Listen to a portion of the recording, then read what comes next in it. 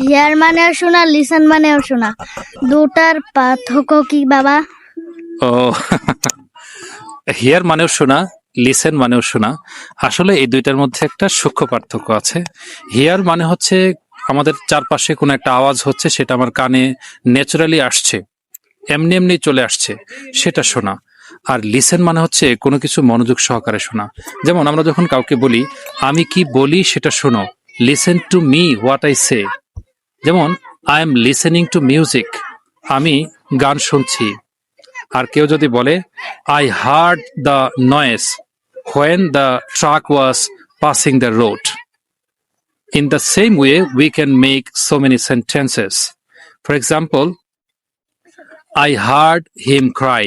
আমি তাকে কাঁদতে শুনেছিলাম। আমরা এখানে কখনো এরকম বলবো না যে I listened him crying. এখানে বলতে হবে I heard him crying.